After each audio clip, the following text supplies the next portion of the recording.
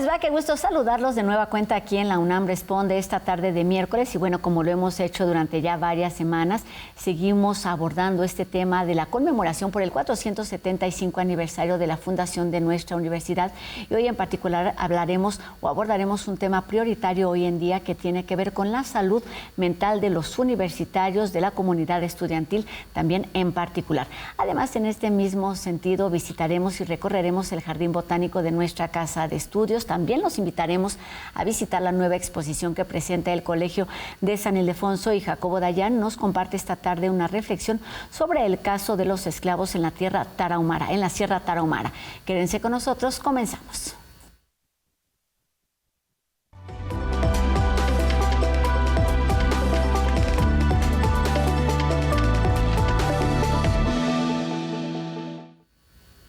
¿Qué sentimos? ¿Cómo nos sentimos? ¿Cuál es el estado de salud mental de la comunidad universitaria? ¿Qué sucede con los estudiantes de bachillerato? Y bueno, cómo la UNAM se ocupa de brindar herramientas y acompañamiento en esta área fundamental del bienestar humano, que se ha convertido también en una de las principales señales de alerta y atención a nivel mundial, principalmente entre las juventudes. Y bueno, preocupados por la necesidad de contar con una comunidad sana, es el tema que abordamos esta tarde en el marco del 475 más, y para ello saludamos el día de hoy a la doctora Andrea González Rodríguez, quien es la coordinadora del Programa de Salud Comunitaria para la Población Estudiantil de nuestra universidad. ¿Cómo estás, doctora? Muy bien, mucho gusto. Qué gusto tenerte aquí en la UNAM Responde. Pues hemos hablado durante los últimos años mucho de atención a la salud mental, pero no habíamos escuchado este Programa de Salud Comunitaria para la Población Estudiantil. Cuéntanos un poco de su historia y cuáles son sus objetivos, porque es de reciente creación. Bueno, es un programa que nace en octubre del año pasado. Es una iniciativa de la Coordinación de Proyectos Especiales de la Rectoría y busca fortalecer efectivamente la capacidad de atención de la universidad a la población, sobre todo de bachillerato, a la población adolescente. ¿Por qué la población adolescente? Bueno, la adolescencia es quizá la etapa más corta y más rápida, con un desarrollo de mayor impacto en la vida de los seres humanos. Y el contexto que enfrenta esa generación es un contexto muy complejo. Es una generación que tenía, en el confinamiento de la pandemia, que fue uno de los más largos del mundo, el de la Ciudad de México, de 18 meses, esta generación tenía entre 8 y 13 años en esa etapa. Este periodo, claro. En ese periodo. Es una generación que nació entre 2007 y 2011, que es el inicio de uno de los periodos más violentos de la historia del país, y que tiene, por lo tanto, como referencia violencia, ¿no? O sea, es decir, es el mundo que les hemos dado. Tiene estos contextos de violencia y una serie de problemas estructurales que pues como país no se han resuelto, ¿no? Acceso a servicios de salud, una política clara contra la violencia hacia niñas, hacia infancias y hacia adolescencias, y bueno, por lo tanto, una falta de atención con este contexto, ¿no? Entonces, el tema de la atención de la salud mental, de las violencias, de todo este contexto y de cómo impacta en los jóvenes es de alguna manera el objetivo de este ¿Qué panorama y qué escenario tan complejo y sensible en muchos sentidos? Y evidentemente nadie lo podríamos negar, pero cuando se tiene esto, cuando se sabe esto, ¿qué es lo que se tiene que hacer? Hay algo que se puede hacer, y la UNAM toma esa delantera, digamos. Sí, o sea, es decir, en muchos países, sobre todo de Europa, se ha planteado ya el tema de la atención de salud mental desde una perspectiva desinstitucionalizada. ¿Qué significa esto? O sea, es decir, usar menos hospitales psiquiátricos y hablar menos de esta parte que reconocer necesidades a nivel comunitario, ¿no? Y, o sea, es decir, las escuelas son espacios comunitarios.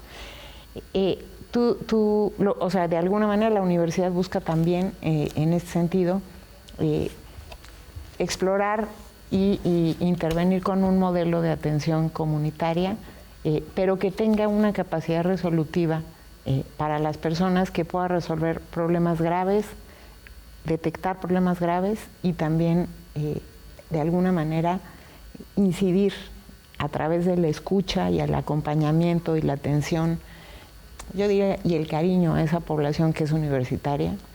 Qué bonito que lo digas y qué bueno que lo digas, porque también, por supuesto, hace falta este acompañamiento emocional, no solamente en casa, sino en todos los ámbitos. Y hace mucha falta que lo hagan, que lo hagamos los universitarios.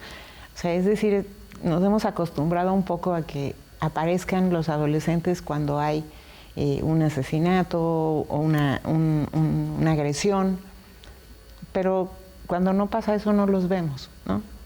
Y realmente pues están viviendo el mundo que les dimos, ¿no? O sea...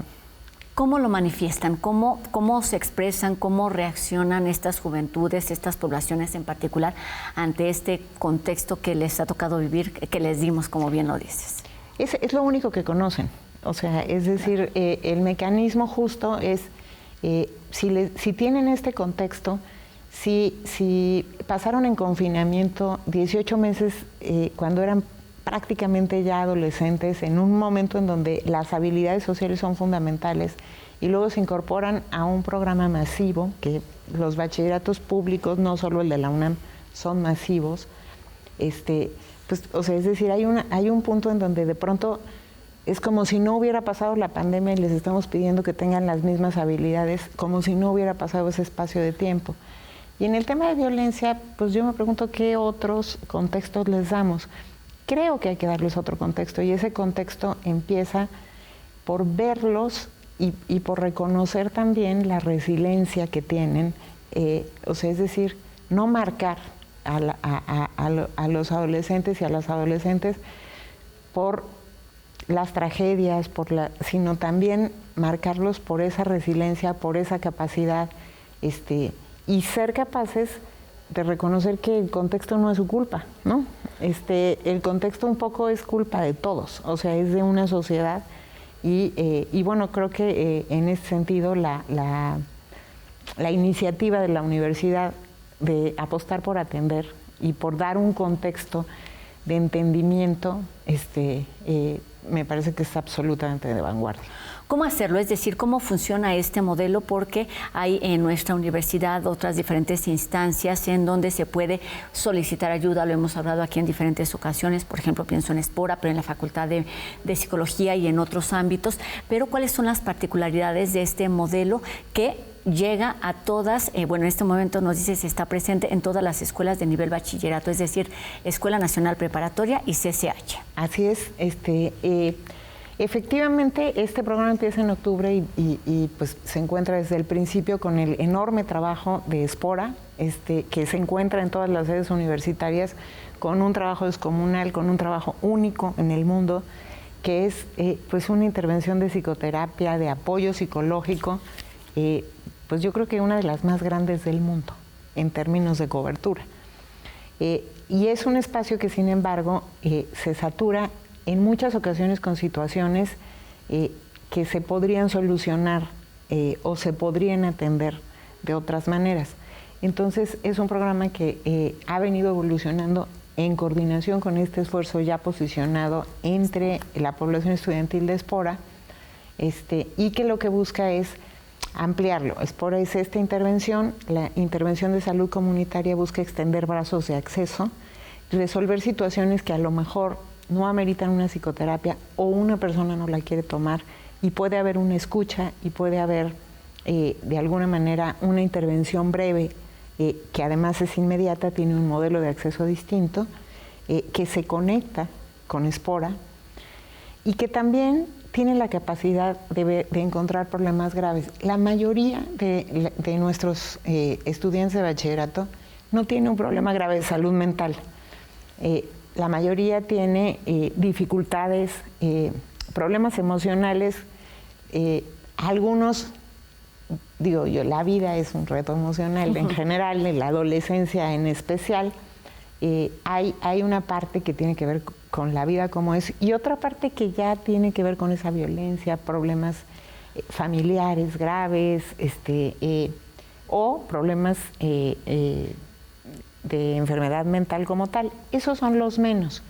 Pero el tema es que para que te funcione un programa comunitario en donde resuelves la mayor parte en el espacio y con la parte comunitaria, también tienes que lograr que una persona que tiene un programa grave reciba la atención que le corresponde al nivel que le corresponde, el servicio especializado que le corresponde.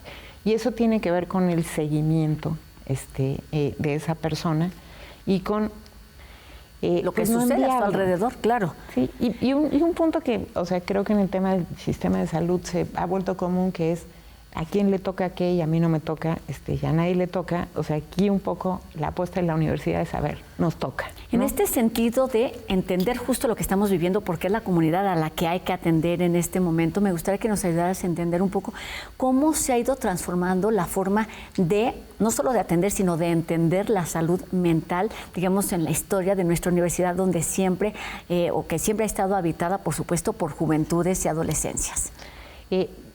A nivel nacional, el tema de la salud mental hasta hace muy pocos años se le ha puesto atención. Por lo tanto, tú tienes pocos recursos humanos, o sea, el número de psiquiatras, en este caso, paidopsiquiatras, que son los psiquiatras expertos en infancias y adolescencias, hay menos de 400 a nivel nacional. Hay un solo hospital en el país para la atención de infancias y adolescencias con 60 camas, que es el Hospital Psiquiátrico Infantil Juan N. Navarro. Y, por ejemplo, nuestros estudiantes no tienen acceso porque tienen IMSS, ¿no? No hay un sitio en el IMSS y tiene a todos los estudiantes del país. No hay ninguno en el IMSS a nivel nacional. Entonces, realmente hay un rezago, ¿no? También, sin embargo, una de las reflexiones actuales en el tema de salud mental es que cuando tú tienes una infección, por ejemplo, una infección por COVID, que es de la que más sabemos, claro, todos, pues tú haces una prueba y esa prueba es positiva y entonces haces una serie de elementos de tratamiento, ves qué riesgos tiene y luego vas a tener una prueba negativa. En el tema de la salud mental no es así. O sea, la salud mental tiene un componente social muy grande y comunitario. O sea, una persona que tiene incluso una enfermedad psiquiátrica, la búsqueda es su funcionalidad en diferentes espacios, en el familiar, en el social, en el escolar, en el laboral. Entonces, tratar de separar el tema de la salud mental del espacio comunitario es poco efectivo. Esa es de alguna manera la reflexión que hay hoy, tanto en la Organización Mundial de la Salud como en muchos países que ya están desarrollando o tienen varios años desarrollando este tipo de proyectos. En México no hay un proyecto así, y bueno, ese es el modelo que buscamos hacer en la universidad. Y replicar en todo el país, además, sería lo ideal. Y que lo consideremos como una necesidad nacional de una población absolutamente importante. O sea, y yo quiero hacer mucho énfasis en este tema de las adolescencias. O sea, sí, de verdad, o sea, pensemos como medios de comunicación, como la sociedad adulta que reclama cuando tienen un problema, cuando hacen una cosa, y sin embargo, pues viajan a un país de estos que hay muchos ahora que ya no tiene jóvenes y no tiene adolescentes, ¿no? O sea, sí son, o sea, pues la belleza social, ¿no? Entonces, ¿por qué no hacemos lo que nos toca y por qué no los atendemos? Esa es la iniciativa de la universidad. Que tiene que ver con eso, con entender la atención a la salud mental desde otro lugar, digamos, desde este punto de vista colectivo y entendiendo el contexto, no solo en el que están ellos como individuos, sino en el que estamos como sociedad. ¿Cuál ha sido la respuesta de las juventudes, de los estudiantes universitarios a un modelo como este? Bueno, eso todavía es, o sea, es poco tiempo, o sea, claro, no quiero decir esa parte. Pero es una respuesta muy natural, es una respuesta muy natural porque además confía en ese desarrollo de la autonomía y en su capacidad como individuos. O sea, no es una propuesta que diga tú no sabes, yo sé cómo atenderte. Es una propuesta centrada en ellos. O sea, la mayoría, o sea, otra de las crisis del sistema de salud es que todo el mundo pone lineamientos y las personas tienen que cubrir los lineamientos de los servicios. Si no los cubre, no se puede acceder. los niveles burocráticos de las instituciones de salud, especialmente del IMSS, son impresionantes. O sea, es muy difícil que una persona adolescente acceda a un servicio con esta burocracia. Y este modelo que Espora lo inició desde antes, rompe con eso, o sea, es decir, se adapta a la necesidad de las personas. O sea, tenemos servicios, pero el sentido del servicio es que esa persona acceda y que esa persona tenga además la capacidad de decidir qué quiere y qué no quiere, ¿no? O sea, es confiar, es mirarlos a los ojos, ¿no? Y de lo que se trata además es eso, es de seguir sumando esfuerzos, conocimientos que por supuesto se generan en nuestra universidad y que tiene un área importante de oportunidad cuando hay tantas juventudes que se incorporan año con año y por supuesto con todo lo que ello, con todo lo que ello implica. Para ir cerrando esta plática, para cerrar esta plática, doctora, quisiera que me dijeras cuáles son como los retos, las prioridades a propósito en este marco de un aniversario más de nuestra universidad, en donde las prioridades van cambiando y hoy la salud mental está ahí en esta línea y principalmente entre los más jóvenes. Los retos más importantes es poder brindar ese acompañamiento, poder brindar espacios seguros de reflexión, espacios seguros de escucha, por un lado, y por otro lado, la riqueza que tiene la universidad en la formación de profesionales de diversas áreas. Es un proyecto interdisciplinario. Es muy fácil decir la palabra, es muy difícil hacer proyectos interdisciplinarios, pero es un proyecto de jóvenes para jóvenes, en donde tenemos recién egresados de diversas carreras que van desde psicología, trabajo social, antropología, medicina, hasta enfermería, hasta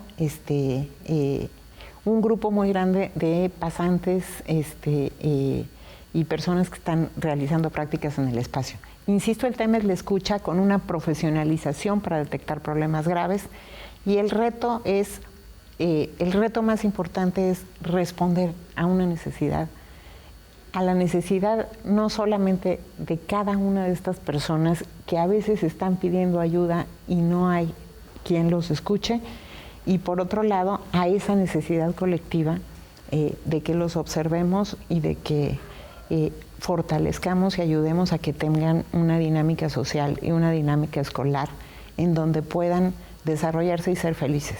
La importancia de la escucha, y además esto, por supuesto, ya es importante y ya es suficiente, pero también tendríamos que pensar en los beneficios que eso conlleva, es decir, tener a juventudes sanas, permea, por supuesto, más allá del entorno universitario, permea en las sociedades y en la forma de ser ciudadanos, en la forma de habitar ciudades, países tan caóticos y complicados como puede ser el nuestro. Así es que hay un montón de argumentos a favor de iniciativas como estas, y es que estaremos atentos a cómo se desarrollan, no solamente en el marco de este aniversario, sino en el contexto universitario. Muchísimas gracias por estos minutos, doctora Andrea González Rodríguez, coordinadora del Programa de Salud Comunitaria para la Población Estudiantil de nuestra universidad, que seguramente seguirá creciendo y del que seguiremos hablando en algún otro momento. Gracias. Gracias a ti. Gracias.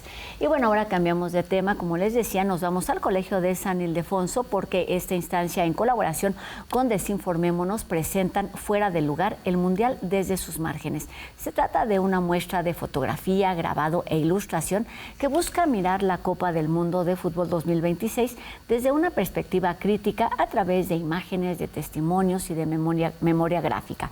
La exposición reúne voces de las comunidades afectadas por los costos sociales de este mega evento, visibilizando problemáticas como los desplazamientos, la gentrificación y también el despojo que ocurren fuera de la cancha.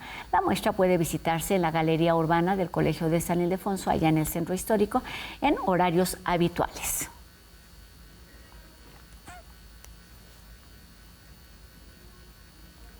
Hoy Jacobo Dayan nos habla sobre el valor del periodismo para revelar abuso, violencia y desigualdad en torno al caso de los reclutados en la Sierra Tarahumara, muestra por supuesto de impunidad y esclavitud en pleno siglo XXI.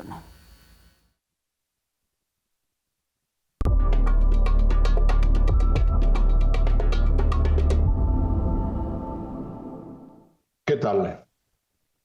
De nuevo es el periodismo y no las fiscalías. Quinto Elemento Lab y sus periodistas Marcela Turati, Telma Gómez y Eliezer Budasov publicaron una investigación llamada Esclavos en la Sierra Tarahumara. Repito, de nuevo es el periodismo. Cuando pensamos en personas desaparecidas, se piensa en fosas clandestinas. Teuchitlán y ahora este caso de la Sierra Tarahumara nos habla del reclutamiento forzado y de gente viviendo en condiciones deplorables, estas personas como esclavos, durmiendo en cuevas, reclutados de manera forzosa por el crimen organizado, y el Estado no aparece. Si seguimos pensando en desapariciones ligadas únicamente a fosas, el trabajo será forense. Hay personas desaparecidas que se encuentran con vida. ¿Cuál es el protocolo, la política pública implementada por el gobierno, los gobiernos estatales y federal para buscar a las personas desaparecidas en vida? Tendrá que seguir siendo el periodismo que ponga el dedo en la llaga y hable de los desaparecidos que están en reclutamiento forzado. Recomiendo ampliamente revisar esta investigación, Esclavos en la Sierra Tarahumara, personas en condición de pobreza, la gran mayoría de ellos, reclutados de manera forzosa por el crimen organizado, en esclavitud absoluta. Esto puede seguir por años si el Estado y la sociedad no responden. Muchas gracias.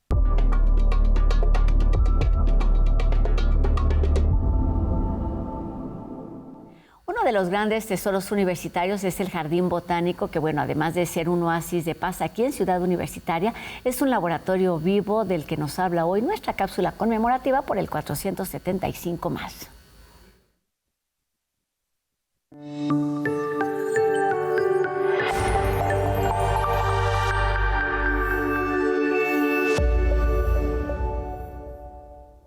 A lo largo de 475 años, la Universidad Nacional ha resguardado importantes espacios naturales.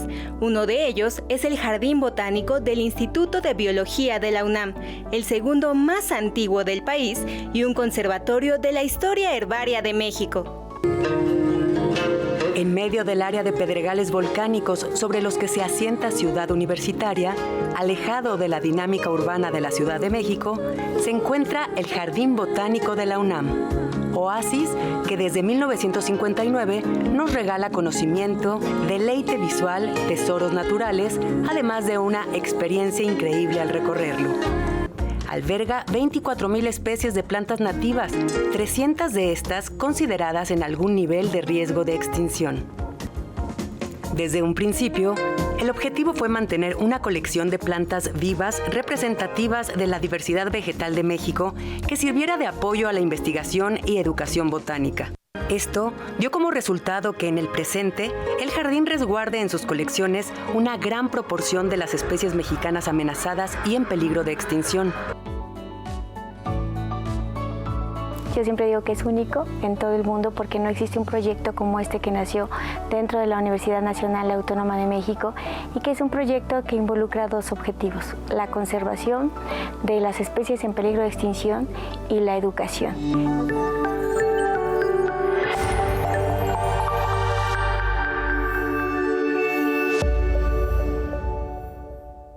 Con esta invitación para visitar, para disfrutar, pero también para cuidar nuestro jardín botánico. Y terminamos agradeciendo a Nimsi Cruz su participación en la interpretación de lengua de señas mexicana que nos permite llegar a un público más amplio y recordándoles a todos ustedes que podemos seguir la comunicación a través de nuestras redes sociales. Háganos llegar sus dudas, sus comentarios y sigamos haciendo juntos La UNAM Responde. Y nos vemos aquí mañana a 2:30 de la tarde, por supuesto, en TV UNAM. Mi nombre es Rosa Brizuela. Adiós.